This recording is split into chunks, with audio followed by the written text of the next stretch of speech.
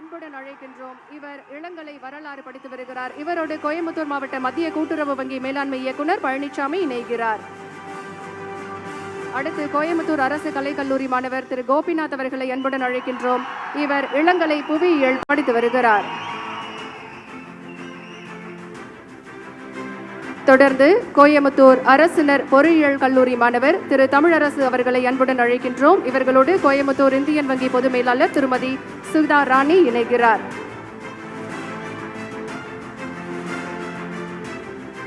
அடுத்து கோயம்புத்தூர் அரசினர் பொறியியல் கல்லூரி மாணவர் ஜெயசூர்யா அவர்களை அன்புடன் அழைக்கின்றோம். இவரோடு பாரத ஸ்டேட் வங்கி பொது மேலாளர் திரு பிரவேஷ்குமார் சுபதி இணைகிறார்.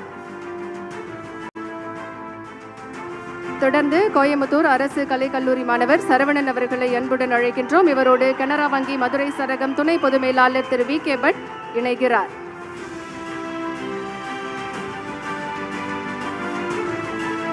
மாணவர்களுக்கு தமிழ் புதல்வன் டெபிட் கார்டுகளை வழங்கி சிறப்பித்த மாண்புமிகு தமிழ்நாடு முதலமைச்சர் அவர்களுக்கு மனமார்ந்த நன்றிகளை தெரிவித்துக் கொள்கின்றோம். தொடர்ந்து தமிழ் புதல்வன் திட்டம் தொடர்பாக தன்னுடைய கருத்துக்களை பகிர மாணவர்களை அன்புடன் அழைக்கின்றோம். முதலாவதாக இளங்கலை 2ஆம் ஆண்டு அரசியல் அறிவியல் பிரிவு மாணவர் திரு சரவணகுமார் அவர்களை அன்புடன் அழைக்கின்றோம்.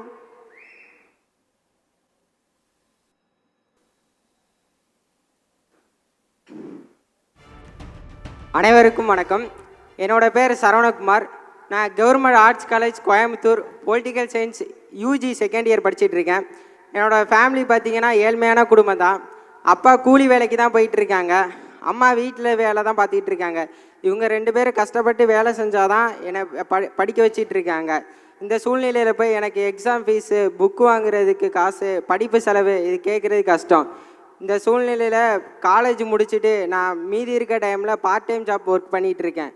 இந்த வேலை பார்க்குற காசை வச்சு தான் என்னோடய செலவெல்லாம் அட்ஜஸ்ட் பண்ணி செலவு பண்ணிகிட்ருக்கேன். இந்த ஒர்க் முடிச்சுட்டு லேட் நைட்டில் வரதுனால என்னோடய படிப்பில் கவனம் செலுத்த முடியலை. இந்த கஷ்டமான சூழ்நிலையில் தான் நமது தமிழக மாண்புமிகு தமிழ்நாடு முதல்வர் ஐயா தமிழ் புலன் திட்டத்தை கொண்டு வந்திருக்காங்க. இந்த திட்டத்தின் மூலம் எனக்கு மாதம் 1000 ரூபா 1000 ரூபா காசு வருது. இது எனக்கு ரொம்ப சந்தோஷமாக இருக்குது. இந்த காசை வச்சு என்னோடய படிப்பு செலவு, எக்ஸாம் ஃபீஸு இதெல்லாம் நான் பார்த்துக்குவேன். வீட்லேயும் கேட்கணுன்னு அவசியம் இல்லை. வேலைக்கு போகிறத நிறுத்திட்டு என்னோடய முழு கவனத்தை படிப்பில் செலுத்தி ஒரு நல்ல நிலைக்கு வரலாம். வறுமை நிலையிலிருந்து ஒரு நல்ல நிலைக்கு மாற்றத்துக்கு காரணம்னா இந்த தமிழ் புதல்வன் திட்டமே ஆகும். இதில் பெருமை கூறுகிறேன். பெருமைக்குரிய திட்டத்தை அமல்படுத்திய நமது மாண்புமிகு தமிழ்நாடு முதல்வர் ஐயா அவர்களுக்கு மாணவர் சார்பாக மனமார்ந்த நன்றியை தெரிவித்துக் கொள்கிறேன். நன்றி, வணக்கம். நன்றி. அடுத்ததாக இளங்கலை 2ஆம் ஆண்டு தகவல் தொழில்நுட்பம் பயிலும் மாணவர் திரு ஜாக் பெர்னாண்டஸ் அவர்களை அன்புடன் அழைக்கின்றோம்.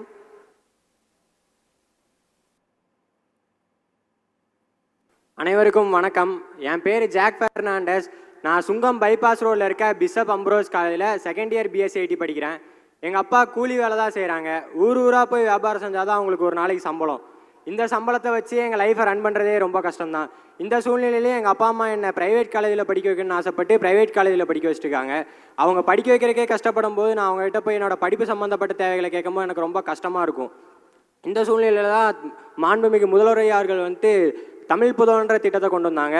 இந்த திட்டத்தின் மூலமாக வர பணத்தை வச்சு என்னால் என்ன நோட்டு புக்கு வாங்குறது, ஸ்டேஷனரி ஐட்டம்ஸ், என்னோடய பஸ்ஸு காசு, என்னோடய எக்ஸாம் ஃபீஸ், செமஸ்டர் ஃபீஸ் இந்த மாதிரி என்னோடய படிப்பு சம்மந்தப்பட்ட தேவைகளை என்னாலேயே பூர்த்தி செய்ய முடியும். சிறுதுளி பெருவெள்ளம்ன்ற மாதிரி இந்த தமிழ் புதல்வன் திட்டம் எனக்கு என் வாழ்க்கையில் ஒரு பெரிய உதவியாக இருக்கும். தமிழ்நாட்டில் இருக்க எல்லா மாணவர்களும் 100% உயர்கல்வி இலக்கு அடையன்னு பல்வேறு திட்டங்களை கொண்டு செயல்படுத்தி வெற்றி பெற்று கொண்டிருக்கும் மாண்புமிகு தமிழ்நாடு முதல்வர் அவர்களுக்கு என் சார்பாகவும் மாணவர்கள் அனைவரின் சார்பாகவும் என் நன்றியை தெரிவித்துக் கொள்கிறேன். நன்றி.